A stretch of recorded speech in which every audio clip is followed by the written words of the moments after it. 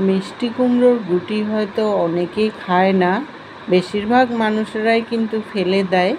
এই ফেলে দেওয়া জিনিস থেকে আজ আমি দারুণ স্বাদের একটা রেসিপি বানিয়ে দেখাবো। নমস্কার বন্ধুরা, কুক ফুড প্যাশনে আপনাদের সবাইকে স্বাগত জানাচ্ছি। এই মিষ্টি কুমড়োর গুটিতে কিন্তু অনেক গুণাগুণও আছে।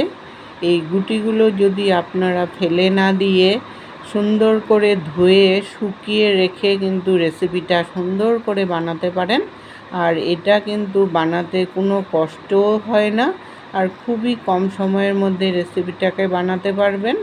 আসুন তাহলে দেখে নিই আমি কিভাবে বানিয়েছি রেসিপিটা। কতগুলো মিষ্টি কুমড়োর গুটিকে ভালো করে ধুয়ে শুকিয়ে রেখেছিলাম। মিষ্টি কুমড়োর গুটি যদি সঙ্গে সঙ্গে ধুয়ে শুকিয়ে রেখে দেন তাহলে কিন্তু অনেক দিন থাকে। আর যখন খুশি তখন ইচ্ছা ভেজেও খেতে পারবেন বা নানান ধরনের রেসিপিও বানিয়ে খেতে পারবেন। আর এমনি যদি কাঁচা অবস্থাতেই যদি রেখে দেন ভালো করে না ধুয়ে, তাহলে কিন্তু এগুলো নষ্ট হয়ে যায়। এখন গুটিগুলোকে প্রথমে ভেজে নেব শুকনো কড়াইয়ে। আমি কিন্তু কোনো তেল ব্যবহার করব না রেসিপিটার মধ্যে, বিনা তেলেই কিন্তু রেসিপিটাকে বানাবো।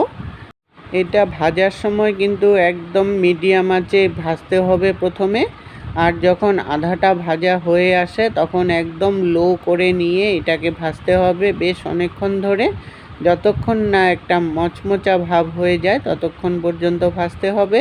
হাই হিটে দিয়ে ভাজলে কিন্তু উপরটা পুড়ে যাবে, ভিতরটা আর হবে না, তখন রেসিপিটা খেতে কিন্তু ভালো লাগবে না।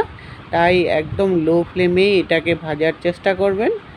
প্রায় 7-8 মিনিট যাবৎ এইভাবে ভাজতে ভাজতে যখন এটা ক্রিস্পি হয়ে আসলো, তখনই আমি গুটিগুলোকে নামিয়ে আলাদা একটা প্লেটে ঠান্ডা করে নেব প্রথমে।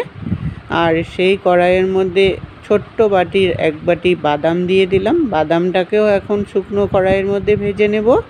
বাদামটাও কিন্তু লো ফ্লেমেই ভাজার চেষ্টা করবেন, যাতে বাদামটাও মচমচা হয় সেরকমভাবে ভাজা করতে হবে। রেসিপিটা যদি আপনাদের ভালো লেগে থাকে লাইক দিয়ে সবার সাথে শেয়ার করে দিবেন, যাতে সবাই এইভাবে করে বানিয়ে খেতে পারে। খুবই হেলদি একটা রেসিপি। বাদামগুলো ভাজতে ভাজতে যখন খোসাটা একটু আলাদা হয়ে গেল আর একটু ব্রাউন কালার হয়ে আসলো, তখনই আমি বাদামগুলোকেও নামিয়ে একটু ঠান্ডা করে নেব। বাদাম আর মিষ্টি কুমড়োর গুটিগুলো ঠান্ডা হয়ে গেছে। এখন আমি বাদামের খোসাগুলোকে ছাড়িয়ে নেব। বাদামের খোসাগুলোকে ছাড়িয়ে নিলে রেসিপিটা দেখতেও কিন্তু সুন্দর হবে। সবগুলো বাদামের খোসাগুলোকে ছাড়িয়ে নিয়েছি।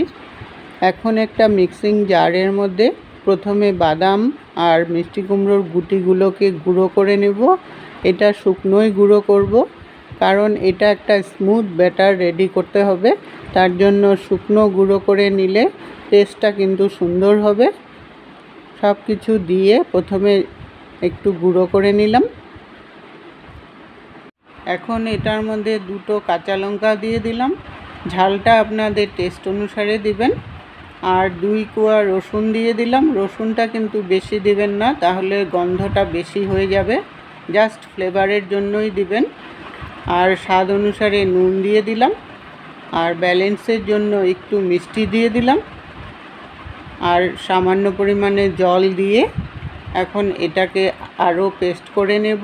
একদম স্মুথ একটা পেস্ট বানাতে হবে।